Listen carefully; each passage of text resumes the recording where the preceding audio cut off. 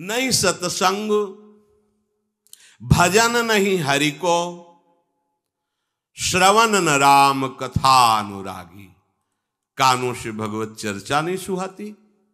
बस वो बात बताओ जिससे हमारी कामना की पूर्ति हो जाए। जो कहो हवन कर दे। ये हवन से, ये ताबीज बांधने से, ये घोड़े की नाल की अंगूठी पहनने से ये बुरा लगेगा सबको। कुछ नहीं होता, कुछ नहीं होने वाला। पापाचरण करो, पूरा एक टैंकर तेल चढ़ा दो शनि भगवान में, पर तुम्हारा नाश करेंगे। क्योंकि वो तेल से प्रसन्न नहीं होते, वो हरि के शरणागत से प्रसन्न होते। ये सब हरि के अनुचर हैं, सब हरि के अनुचर हैं। जानकी नाथ सहाय करे तो कौन बिगाड़ सके नर तेरो, है? ये शुक्र शनिचर राहु केत सब क्षण में हुई है तेरे चेरो। जानकी नाथ सहाय करे कौन बिगाड़ सकता है। महाप्रभु हरिवंश चंद्र जी कह रहे, जो पे कृष्ण चरण मन अर्पित तो करी है का नवग्रह रंक। ये बेचारे नवग्रह भिखारी क्या तुम्हारा कर सकते हैं। यदि तुम बादशाह श्री कृष्ण के दास हो तो ये चाहे जिस नक्षत्र में बैठे हो तुम्हारे अनुकूल चलेंगे, तुम्हारे अनुकूल चलेंगे। तेल चढ़ाने की जरूरत नहीं, अपने को चढ़ा दो श्री हरि के चरणों में। और हरि से विमुख हो तो तेल नहीं, तुम चाहे तेल की फैक्ट्री इन्हीं के ऊपर लगा दो, लेकिन ये सेवक हरि के हैं और हरि के तुम विमुख हो तो ये प्रसन्न हो ही नहीं सकते, तुम्हारा पतन ही होगा। पर ये संसार समझता नहीं। भगवान नाम से मतलब नहीं, भगवत आराधना से मतलब नहीं। अरे भाई ये लोकपाल हैं, जानते हो भक्त को भी काम क्रोध क्यों सताता है। ताकत नहीं इनकी प्रवेश कर जाए, अहंकार है इसलिए। और भगवान को अहंकार अच्छा नहीं लगता, इसीलिए भगवान के सब दूत हैं चढ़ बैठते हैं। देख तू कितना बड़ा साधक, कितना बड़ा भजनानंदी, दिखा हमें।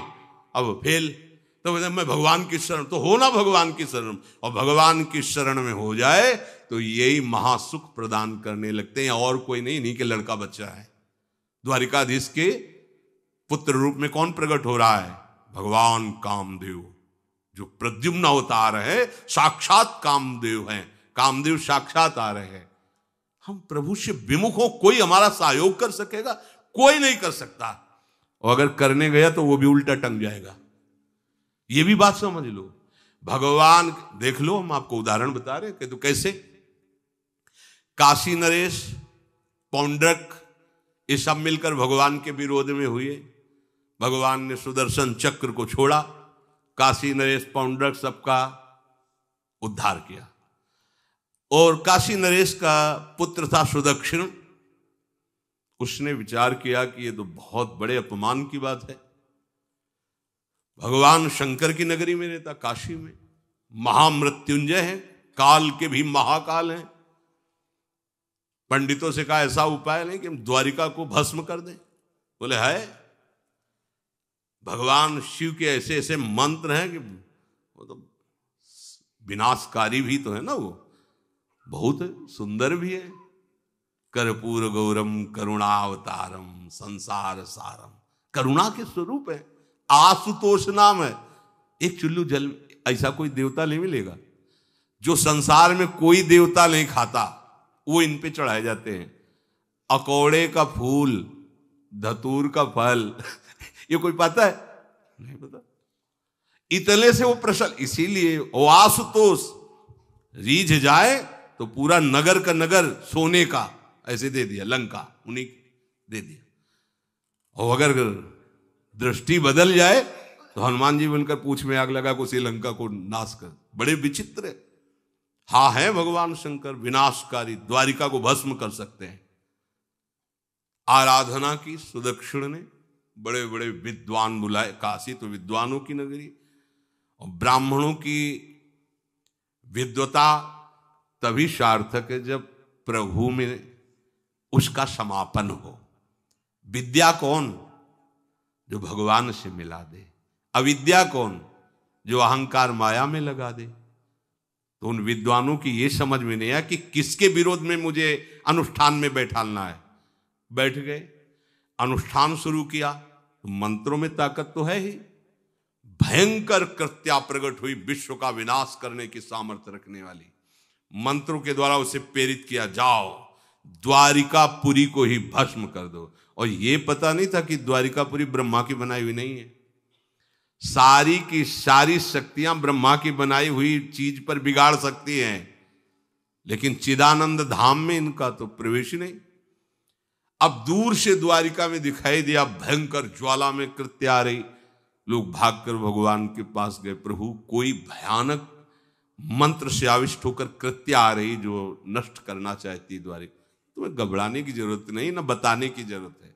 द्वारिका हर समय सुदर्शन से सुरक्षित है, और सुदर्शन कोई जड़ चक्र नहीं है, वो चैतन्य भगवत पार्षद है। जब जहां जैसा अवसर आता है वैसा वो रूप रख लेते हैं। एक को मारना है तो 100 अरे वाले, हजारों को मारना है तो 1000 अरे वाले, और अगर पूरा सिस्टम विनाश करना है तो अनंत अरे वाले सुदर्शन चक्र हो जाते हैं। और जब सेवा ये नहीं होती तो हाथ जोड़े भगवान के पास खड़े रहते हैं। ये कोई जड़ वस्तु नहीं है कि तलवार है भगवान की तो तलवारें बनी खड़ी रहेगी, नहीं, पार्षद स्वरूप है। आवश्यकता हुई वही कौमुदी की गदा सुदर्शन, ये सब दिव्य है। पांचजन्य शंख सुदर्शन चक्र सेवा में थे। भगवान ने आदेश किया, देखो क्या है, सुदर्शन चक्र ने दौड़ाया कृत्या को, वहीं चल जहां से आई तू, वहीं ले गए जहां पंडित लोग सब सावधान, मंत्र से अपने को सुरक्षित किए। ये बड़े खतरनाक अनुष्ठान होते हैं, जो मारण अनुष्ठान होते हैं, बहुत खतरनाक होते हैं। मतलब अगर सही माने में वो भगवत आराधक नहीं है तो फिर नष्ट भी कर देंगे, ऐसा नहीं। तो एक प्रसंग आता है कि एक शालिग्राम भगवान को नचा करके पैसे लेते थे। बहुत से लोग इकट्ठा हो गए, तो चमत्कार को देखने वाले संसारिक जन होते हैं, तो ऐसे शालिग्राम रखते, ऐसे करते, शालिग्राम ऐसे ऊपर उठते, ऐसे ऐसे ऐसे ऐसे नचाते, और लोग अरे देखो भगवान इनके इशारे से नाच रहे हैं। ऐसा एक भक्त तो उसी नगर में एकांत में भजन करते थे, बड़े कई शिष्य उनके थे, भिक्षा मांगने हो गए, उन्होंने देखा, आके गुरुजी से, उनका ऐसा भक्त कभी कर ही नहीं सकता। भगवान का भक्त अपने भगवान को प्रदर्शन नहीं बनाता, ये तो कोई तांत्रिक है, भक्त नहीं है। भक्ति की अलग संज्ञा होती है। ये कोई तंत्र सिद्ध आदमी है जो भक्ति का नाटक करके लोगों को ठग रहा है। बोले महाराज फिर आपको चलना चाहिए, क्योंकि हजारों लोग उससे प्रभावित हो रहे। बोले हम गए तो उसका सब बंद हो जाएगा, ये दुकान मकान। बोले चलो ना महाराज, बड़ा ऐश्वर्य जमा हो रहा था, लोग भेंट, वो गए, बस अंदर से नाम जप करते हुए जो खड़े हुए, तो कुछ नहीं, कोई भी उसका मंत्र, वो आसपास दृष्टि डाला, कौन आया नया, तो उसी में देखे फटे पुराने कपड़े पहने, तेज से चमकते हुए भक्त।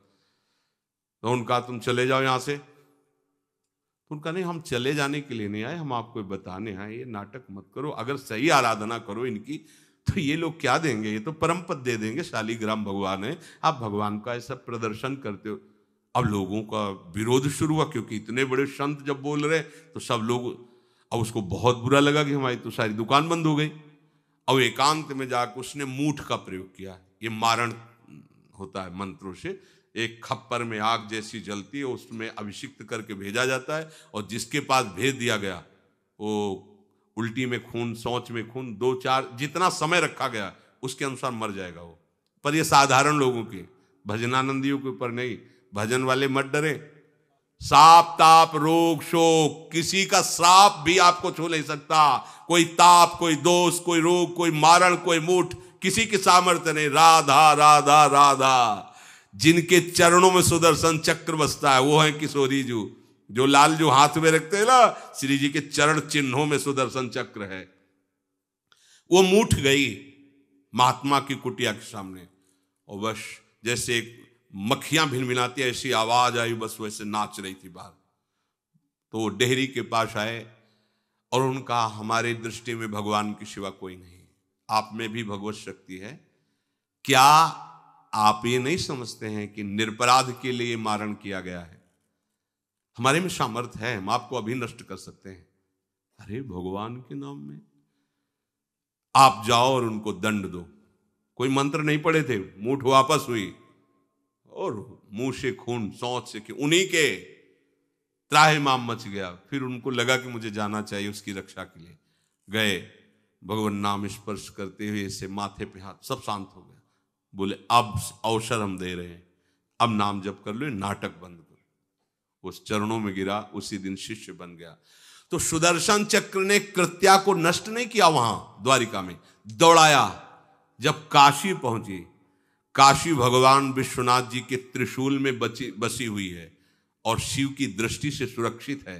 जो वहां श्रद्धापूर्वक वास करे उसका मोक्ष अनिवार्य है, तारक मंत्र देकर शिव करते हैं। पर उस कृत्या को सुदर्शन ने नष्ट किया और जितने ब्राह्मण थे सबका राधे राधे, और पूरी काशी में आग लगा दी। तो विश्वनाथ जी मुस्कुराए, नाराज थोड़ी, क्योंकि विश्वनाथ जी ने कह दिया था यदि ब्राह्मण विरोधी कोई है तो हमारा ये मारण काम कर जाएगा। और उनको ये समझ में नहीं आया कि नमो ब्रह्मणे देवाय भगवान का नाम है, वो जानते थे। तो कोई भी भगवत विरोध भाव लेकर के किसी भी देवता की आराधना करके कुछ नहीं होने वाला।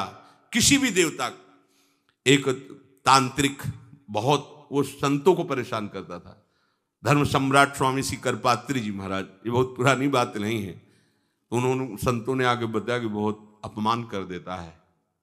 उन्होंने कहा ठीक है, गए, हाँ भाई शुरू हो जाओ तुम, जितना तुम्हारे पास तंत्र है हम एक भी मंत्र नहीं बोलेंगे, दंड लिए हुए हम एक भी मंत्र नहीं बोले, हम केवल खड़े हैं, तुम प्रयोग करो। वो जो उसके तंत्र के प्रयोग, नारायण नारायण नारायण नारायण, कुछ नहीं बोले। अब हम प्रयोग करें तो उठा, साष्टांग दंडोत हुआ, बोले आप धर्म सम्राट करपात्री जी हैं क्या? क्योंकि इतनी सामर्थ्य केवल उन्हीं में है जो मुझे रोक सके। दूसरे बोले बंद कर दो, दोबारा शिकायत नहीं आनी चाहिए हमारे पास। तंत्रों में बड़ी सामर्थ्य होती है, लेकिन भगवान में अनंत सामर्थ्य होती है, अनंत सामर्थ्य होती है।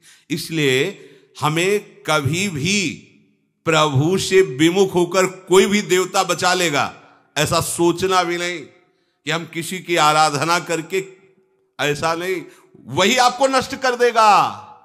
भरत जी को, जड़ भरत जी को पकड़ ले गए जो चोर लोग थे, दस्यु लोग। उन्होंने देवी जी को कहा, बड़ा भ्रम है यार, वो जगत माता है, अम्मा है सारे जगत की, और बकरे की बलि दे लेते। उनका बच्चा बकरा नहीं हुआ क्या?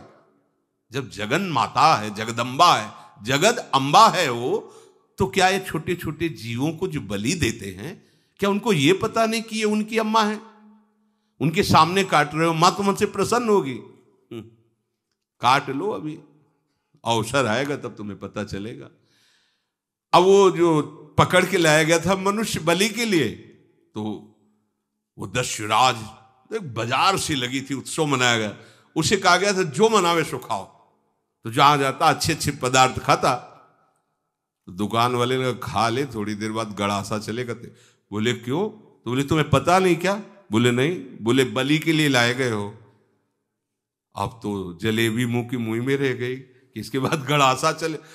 आसपास देखा तो रक्षक इधर उधर थे, भाग लिया। अब रक्षकों ने देखा कि वो तो है ही नहीं। अब उनको बड़ा भय लगा। अब वहां कोई फोटो थोड़ी खींची गई थी कि बलि किसकी चढ़ानी है। अब वो भागे। महाराज बैठे थे पद्मासन में, जड़ भरत जी ब्रह्माकार वृत्ति, इन्हीं को पकड़ ले गए। बढ़िया तगड़ा तंदुरुस्त है।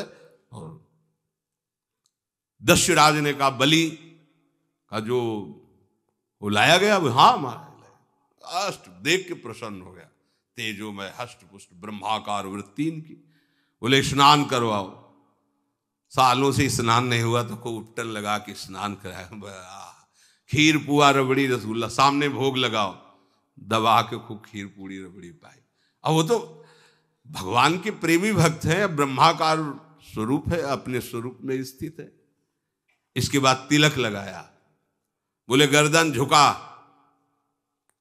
भरत जी अंदर से कह रहे खीर खाया ना, अब गर्दन भी झुका, गर्दन भी कटेगी। भक्त की गर्दन यदि श्रद्धा से झुके तो ठीक, अगर जबरदस्ती से झुका दिया तो तुम झुकाने लायक नहीं रह जाओगे, भी ध्यान रखना। क्योंकि ये गर्दन अब गर्दन नहीं, ये किसी और की शान बन चुकी है। भक्त की गर्दन किसी की शान है, और वो उनकी शान है जो सबकी जान है। देवी जी की मूर्ति में आग लग गई, दाह शक्ति पैदा हो गई। जे ही जड़ भरत जी का शरीर ऐसे किया, फाड़ करके मूर्ति भद्रकाली प्रकट हो गई। और जो गड़ासा काटने उसी को उठाया, काट काट के उन्हें दस्युराज से लेकर समस्त सांप को काट करके खून की होली खेल दी।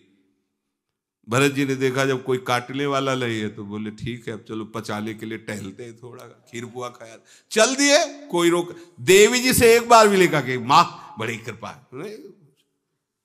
जो भगवान का भक्त है वो दूसरे की कृपा भी नहीं मना सकता। नहीं, एक बार भी मुड़कर ऐसा प्रसंग नहीं आया कि देवी जी के हृदय बड़ी रक्षा कर, कुछ नहीं। प्राण जाने पर कोई भय नहीं, रक्षा होने पर किसी की स्तुति नहीं, अपने मंगल विधान। हरि आश्रय, सत्संग हरि आश्रय देता है, बहुत बड़ा बल हरि है, मान लो। एक दिन आपसे कह रहे थे कि जब आपने देखा नहीं उनको, उनसे बात नहीं हुई और आप उनके जनों से बात सुनकर उनकी तरफ चल पड़े, इस बात से हरि आपके ऋणी हो जाते हैं। भगवान इसी बात से ऋणी हो जाते हैं। बस ये बात आप हृदय में बैठा लीजिए। जैसे लोग प्रश्न करते हैं ना कि हमने भगवान को देखा नहीं, भगवान क्यों, हम कैसे, किसी की बात तो मान लो ना।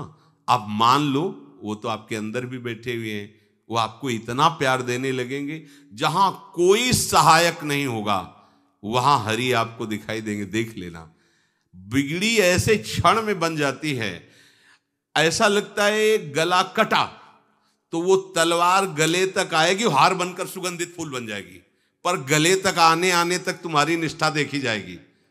नहीं नहीं, बस मेरे हरि का यही विधान, वो आते आते हार बन जाएगी, वो तलवार तुम्हारा गला नहीं काट पाएगी, क्योंकि गले में हरि नाम चल रहा है। मान लो हमारी महालक्ष्मी चरण चापती रहती, क्या चाहिए तुम्हें, क्या चाहिए, आप सच्ची माने। क्या मतलब, कितनी मलिनता छा गई है। हम इसको मार देंगे तो 2 लाख रुपए मिल जाएंगे, ये कर देंगे तो, अरे भैया अगर तू हरि नाम जपेगा तो इसकी कीमत नहीं है, कीमत नहीं, अमूल्य वस्तु है। इसके ब्याज में तू कुबेर बन सकता है, मूल तो कभी खत्म होता ही नहीं है, ब्याज में तू ब्रह्मा बन सकता है।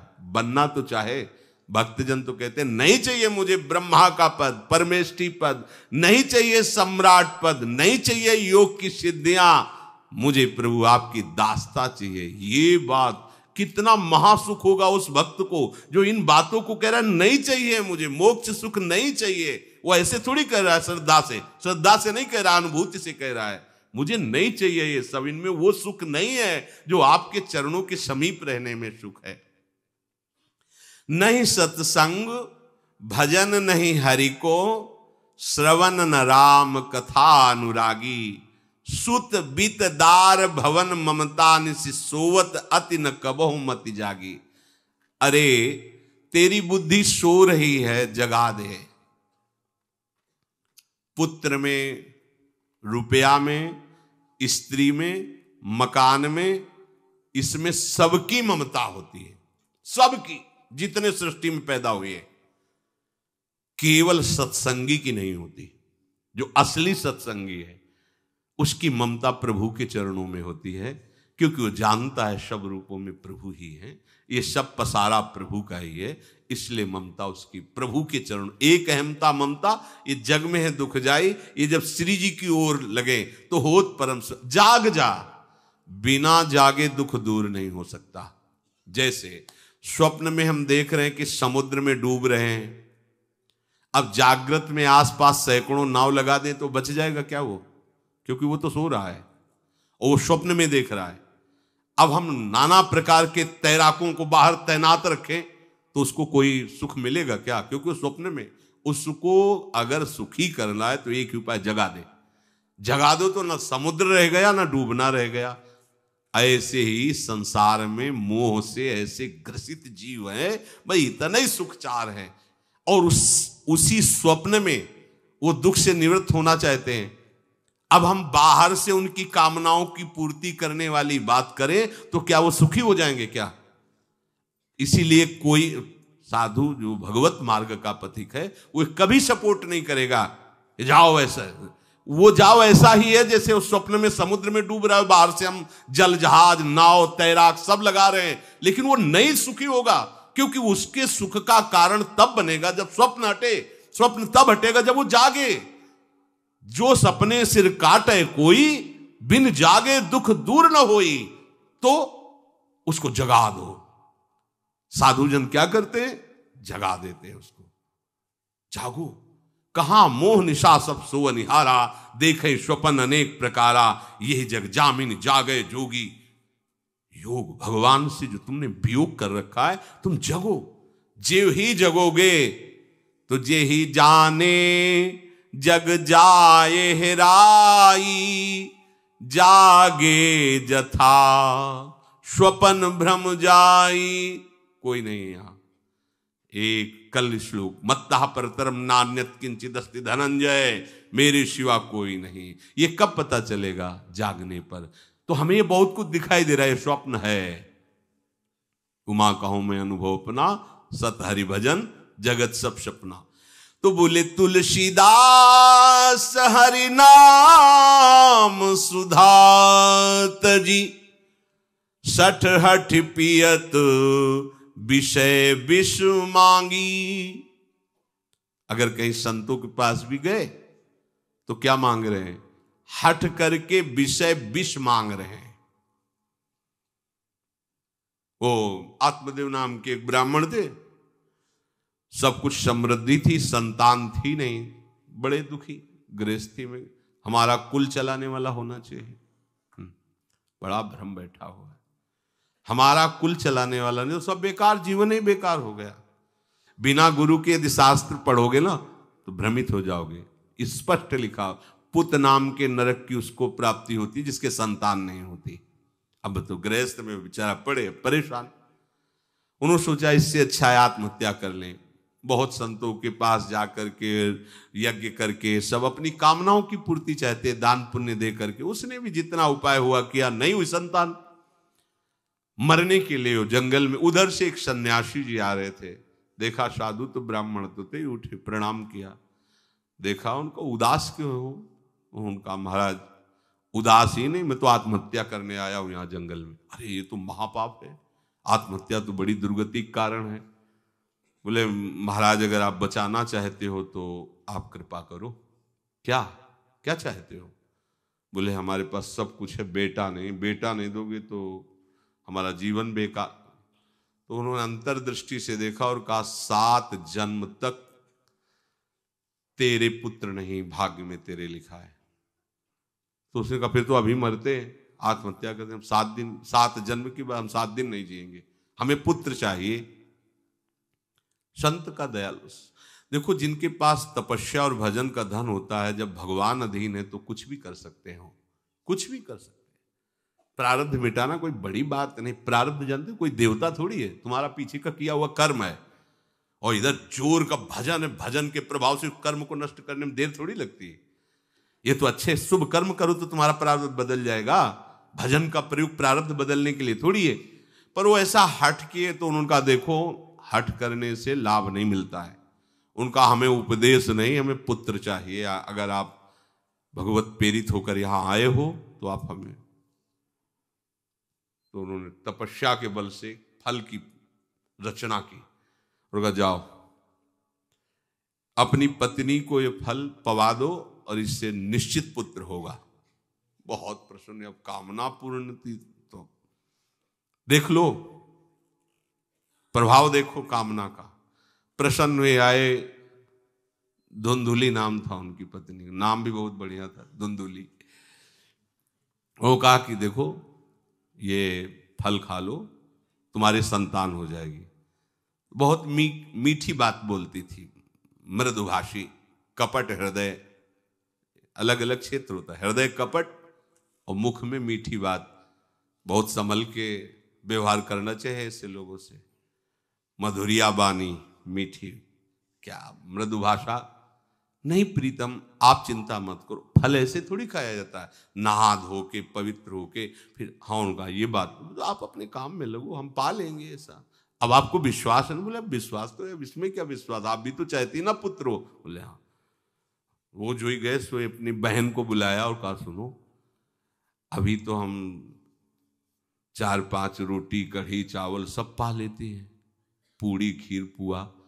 जब गर्भ रहेगा तो पेट तो उसी से भरा रहेगा, तो हमारा भोजन रुक जाएगा। हाँ ये तो बात है। जब पेट बढ़ेगा, अगर घर में आग लग गई तो फिर हम भाग नहीं पाएंगे, तो हम जल जाएंगे। ये निगेटिव सोच वाले लेते।